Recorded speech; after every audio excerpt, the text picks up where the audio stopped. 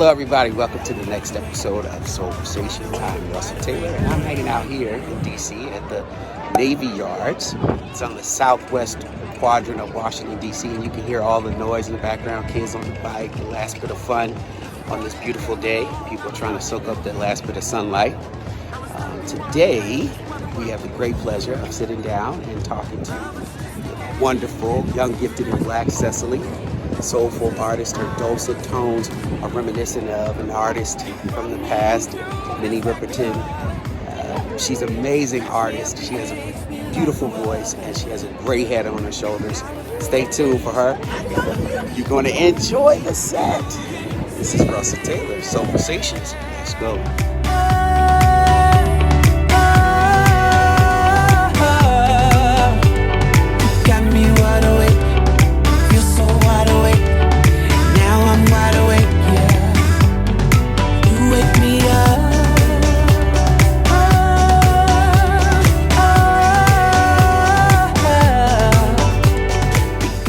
CECILY, where are you from?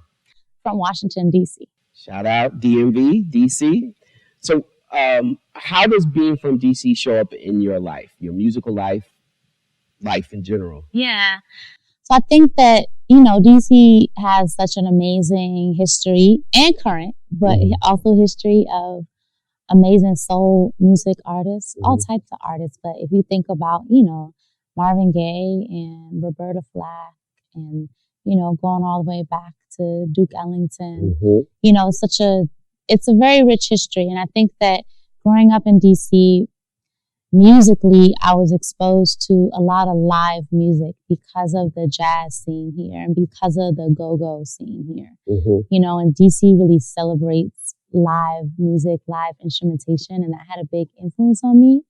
And then in addition to that, just being like a young Black girl growing up in DC, there was never anything I thought that I couldn't do or anything I thought I couldn't be in the world, because there was always someone around me who looked like me, who was doing amazing things, whether it be in music or politics or medicine or law or art, So I think I never felt like I was marginal. I never felt like I was on the periphery of anything.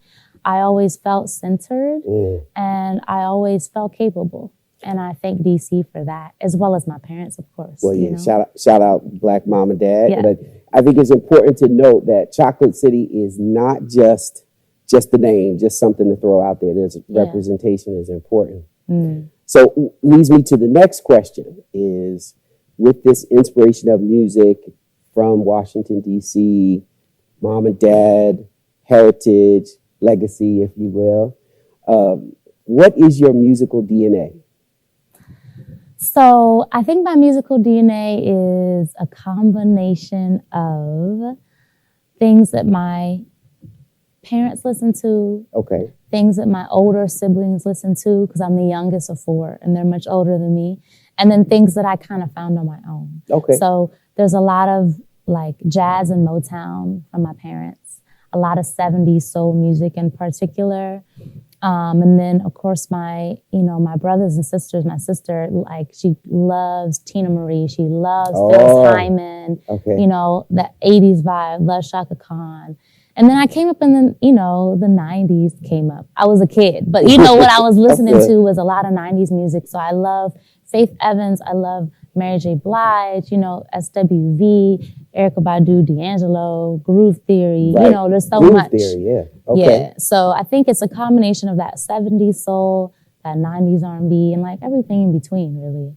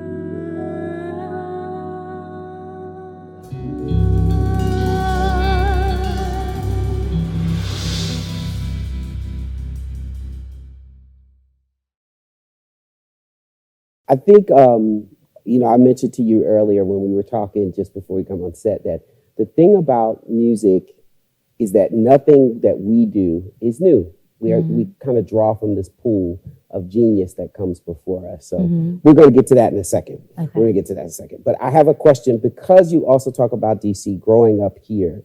We just came off an election. We won't talk about that part, but the charge in Washington, D.C., because we are at the seat of the federal government, the nation's capital. Do you ever engage with politics or social justice or anything like that with your music? Definitely. I definitely believe that everything is political, and I think that some people shy away from that. I mean, my music focuses on love, right? Self-love, romantic love, familial love. But what is at the heart of justice is love. So I think that it's natural for me as an artist to also talk about issues of justice and injustice and social issues. I've, in my work, touched on gentrification, and I've touched on environmentalism, and I've, it's things that and of course, just the history and the reality of, the violence perpetuated against specifically Black people in this country. And so I think that just as a human being, and specifically as a Black woman and a Black American, that it's impossible to not say something about these things. And I think that whenever I write a song about love, I'm talking about my experience of love, which is as a Black woman. I'm talking about Black love, of my family, of my husband. And that within itself is radical, that within itself is like foundational. So I think that everything I do in some way speaks to issues of justice and injustice. And I think all that for me is founded on love. You pulled that one together, sis. Like, I'm over here like writing those. Absolutely. Thank you for that. That's what's so special about your music. One of the many things. And soul music is important in that regard. Yeah. So also something that's current, we talking about the global pandemic, good old Corona. So as it relates to music, I'd like to know some of your thoughts on what do you think is the new normal for music now? Like, go ahead, hit it. It's interesting because at the beginning of 2020, I was in the process of reaching out to booking agents in Europe and trying to figure out ways to do a show in Japan. And I was so focused on travel, and I realized once everything slowed down, which everything stopped, at least for a little while, that I could perform for people all over the world from my living room. And that's really cool, right? And I think that the reality of that is something that already existed, but no one was really taking advantage of to its fullness. And so I think that will stay with us as we move forward as artists and as presenters, But I think that the experience of being in a room or even being at an outdoor festival with thousands of people or being in a small jazz club with, 50 people and listening to someone and just feeling that energy move through the room, that is so special, and there's no way to replace that. And so I think that, that will slowly come back as, we have a vaccine and as, things shift. I think that it'll come back, and I'm looking forward to that. It will. It'll happen. I mean, we had a pandemic 100 years ago. Oh, that's and true. We're still here. That's true. We're still here. We're still here, So, there's a lot of tragedy that happens, and I think it makes you refocus on what's important. And I think that going forward, people will treasure that experience even more, of sharing space. Your mouth to the music ears. This is what we need. Yes. I've swum in waterfalls that stung my back, and all I ever needed was to go back. 'Cause even things that hurt make you feel alive, and all I ever wanted was to live before I die. 'Cause there's a river in me, and it pushes my feet, and I'm searching for when my world shines. There's an ocean in me, but it won't let me sing. But it's drawing me out. Wash away my suffering.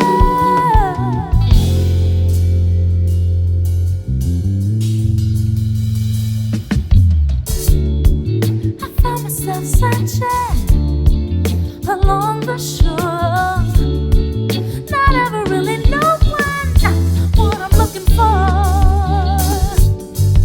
Caught in a measurements of a different need, still insecure yet graceful and damn sure free. 'Cause there's a river in me, and it pushes my feet, and I'm searching for what my world shines. There's an ocean in me, but it won't let me sing. But it's drawing me out. Wash away my self-doubt.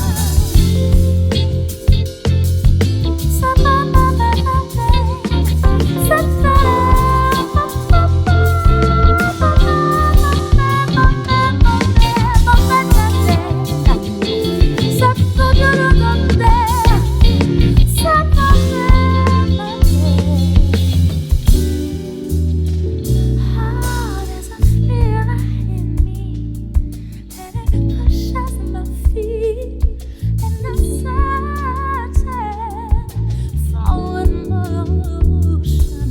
There's an ocean in me, but it won't let me sing. But it's drawing me out. Wash away my self-doubt. There's a river in me, and it pushes my feet, and I'm searching for emotion. There's an ocean in me, but it won't let me see. But it's drawing me out. Wash away my self-doubt.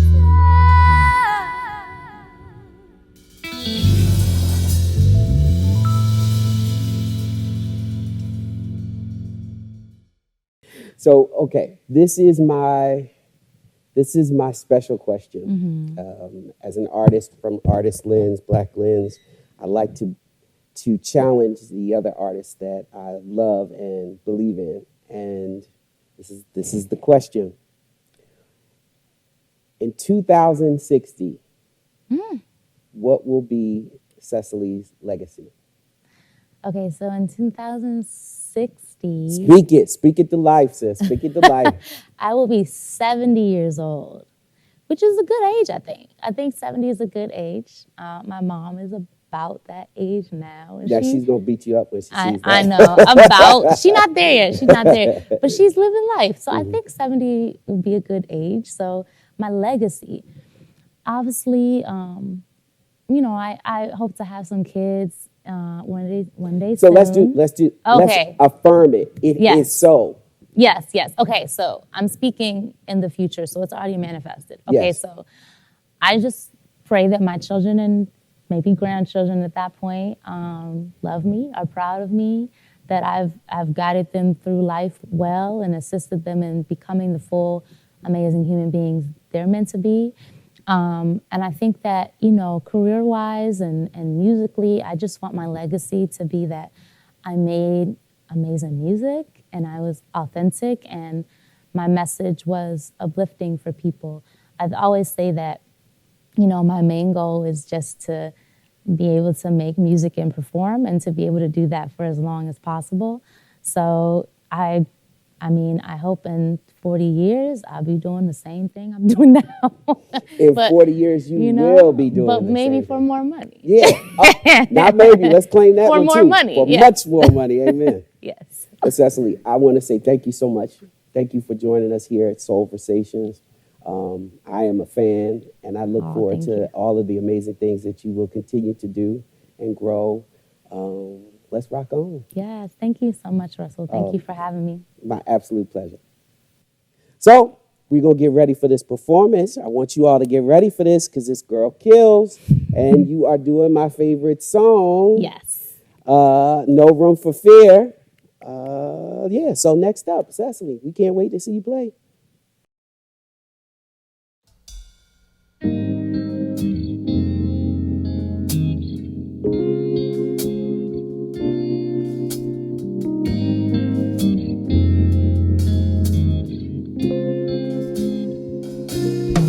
Saw you showing from afar,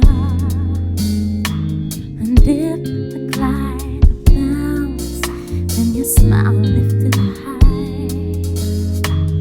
Cradle every ounce of me caught up in worry of what has yet to be. Every piece of me that feels what I cannot see. So the question is, can I deal with me? So I don't slow down the growth of you and me. 'Cause I know I love you, dear, in a place that can be moved. And I know that it's sincere, 'cause you have nothing to prove. So I let go of control and fall into what's meant to be. 'Cause there's no room for fear when you're loving me. Yeah.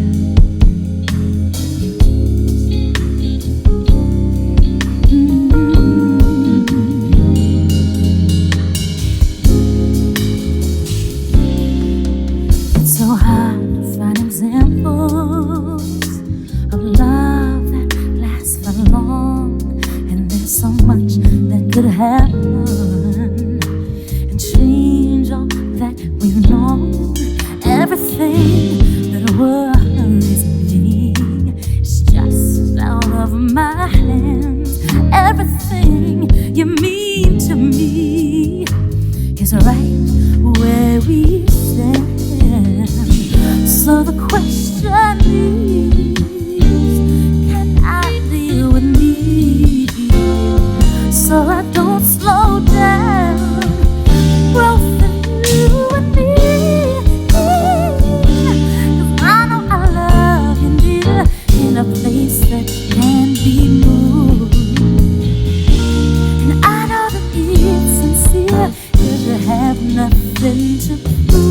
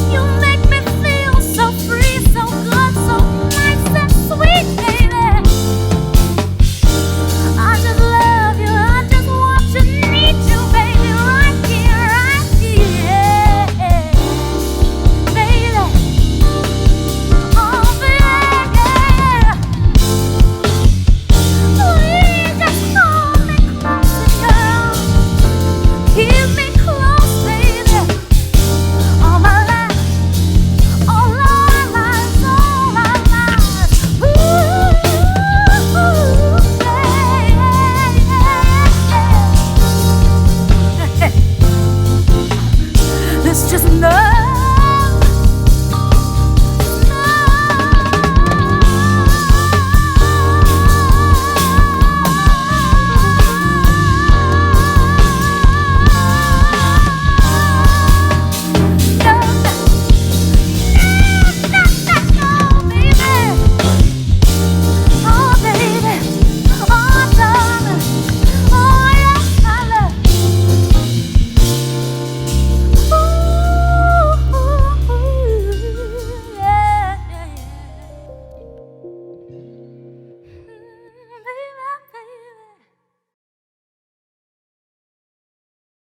And I told you, Cecily is a tremendous artist. I hope you enjoyed this episode. And you can find Cecily, any of her music, on any of the places that you find your music. And then also she's on Instagram and Twitter at Cecily Alexa. And that's CECILYALEXA. And you can also follow us for all of our previous episodes and get information for our future episodes of Soulversations at soulversations.show. This is where Black artists give space to other Black artists to talk about their art and how they engage with the world through the Black lens. So I'm Russell Taylor. Thanks for hanging out on the couch, and we'll see you real soon. Soulversations, let's go.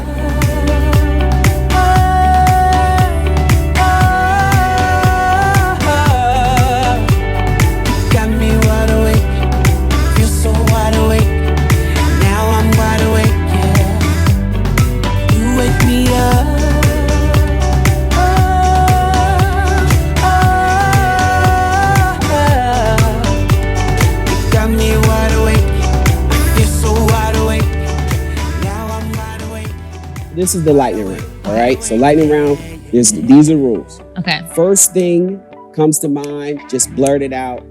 Okay. Don't worry. Okay. You ready? Yes. Favorite female act? Shaka Khan. Boom. Okay. No disrespect to anybody else you did name. That was the first thing on the mind. Here we go. Lightning rule. Lightning round. Here we go. What is your what is your go-to self-care activity? Meditation. Ooh. And drinking water. Ooh. Yeah, we gotta hydrate, right? Yes. Okay. Next one. Who are you listening to right now? Leanne LaHavis and Cleo Soul. Ooh. Both of those records. Leanne LaHavis, though, she's hit me in my chest. Yes. Okay. She did that thing. And final one. Okay. Dream collaboration, dead or alive? Oh, wow. Raphael Sadiq. I just gotta chill. Okay, so thank you for the lightning round. Thank you. And here we go. Stay tuned. Soulversations. And I'm Russell Taylor.